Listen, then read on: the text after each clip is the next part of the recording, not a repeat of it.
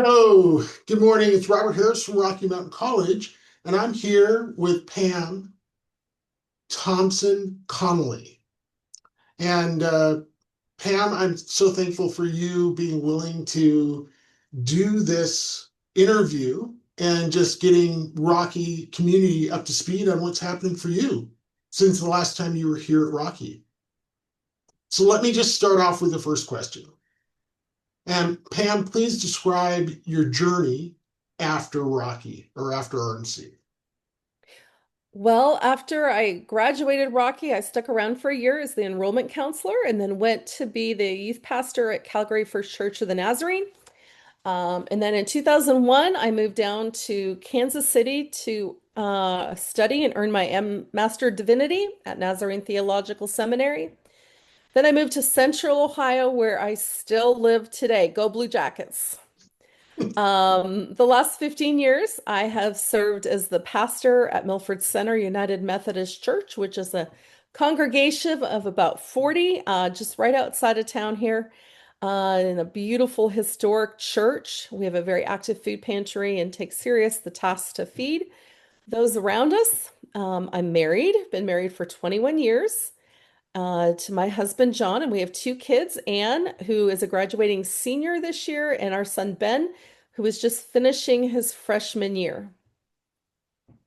Do you teach anywhere? Well, there you go.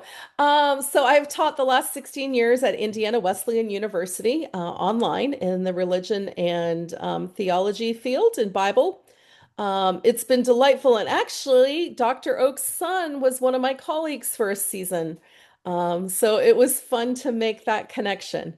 I do it all online in my pajamas if I want. And a lot of the classes are really similar to the Gen Ed Bible type classes that we took at Rocky. Awesome, awesome. Pam, I want to dive a little bit more into your family and such like that. So you said your daughter's graduating and your son's moving into grade 10, is that correct? That's correct. Yeah. And tell me a little bit about that. And also tell me a little bit about your husband and what business he does and those kind of things. Well, our daughter graduates this year, and her graduation is actually this weekend. And she will be studying at the University of Dayton in the field of marketing and pre-law, and she is out to change the world. We went to Cuba together on a mission trip in January, and she wants to fight for justice and to help not-for-profits tell their story. And she will conquer whatever she sets her mind to. Our son Ben is into all things band and musical theater and show choir and loves to sing and dance. It's a whole lot of fun having him as a kid.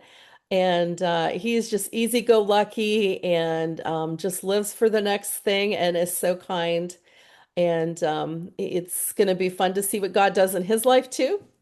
My husband John is a real estate developer and investor.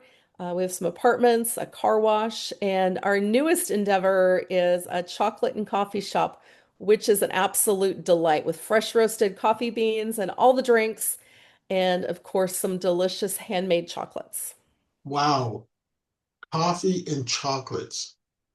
You You can't can't go do any wrong. better, right? You can't go Wow. wrong. Um, can you tell me a little bit about how the impact of the education that you received at Rocky and how that impacted maybe your personal life or your professional life? So Rocky really launched my calling into ministry. It was there that I first experienced people. I remember specifically Prof. Brown, who affirmed my call to ministry, and as a woman, because of course the Evangelical Missionary Church does affirm women pastors. And then I found my way into the Church of the Nazarene and then into the United Methodist Church. So I found my way into ministry there, and those gifts were fanned into flame.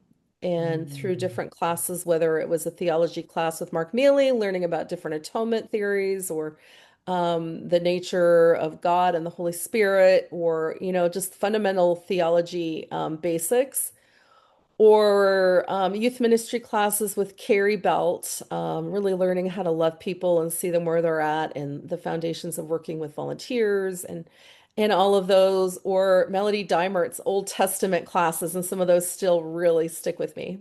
Mm. Or Dr. Kirk's classes on spiritual formation. They were very transformative and they lived on. I still have some of my class notes from those 30 some years later, and I still look at them. And as an aside, Robert, I never told you I was going to do this. We were in Jerusalem a couple years ago, walking in the old city, and we were very turned around and lost. And this lady spotted us and said, "Can I help you?" So she helped us get unlost. And it turns out she was from Saskatchewan and rented a house from the Neonkirkens back in her seminary days. So back, all the way over in Jerusalem, we're finding people who the professors at Rocky at the time, their lives had been impacted. And we just continue to see the impact that Rocky has had all around us. Wow. Wow. I am I'm blown away. Thank you so much for sharing. Um, can you tell me of a couple memorable moments when you were attending Rocky? Some moments shouldn't be shared. Maybe the ones outside of the school. But some of the most memorable moments were chapel, just time spent at the altar as a young adult with hearts being molded, changed, broken, remolded. That was good stuff. Of course, all the foosball table stories, those are epic, and hear they still live on. Have very fond memories of, 100 of us gathering at the Stokoe's house for an all-school student party, and John and Audrey would open it up for everyone, and there would be 100 pairs of shoes at the door, and I remember sneaking off and tying the shoelaces together with random pairs of shoes. You're doing Um, that. I know I do that down here, and everyone's like, "Where did you learn that?" I'm like, "Well, just it's a Canadian thing." And one of my favorite memories is the youth ministry retreat that Carrie Belt took the youth ministry majors on to Hot Springs, Radium Hot Springs, and it was just a wonderful time of connection and ministry and listening and prayer, and the whole experience was it was really significant. So my time at Rocky was wonderful. And Mm. of course, we cannot miss Dr. Oak doing handstands in the lobby and then racing the fastest girls across to the dorms and back. And he could really usually take whoever he was racing. Whoa. Yeah, he was something. That's amazing. Oh my goodness. Pam, you are a gem. It's so amazing that you are willing to do this interview. And it's obvious that the impact that Rocky had on you, you had the same impact on Rocky itself.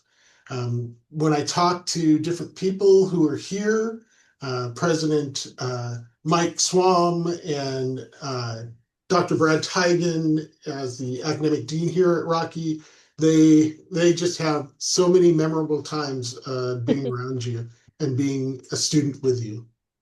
I Um, was at both of their weddings and hold them dear in my heart. awesome.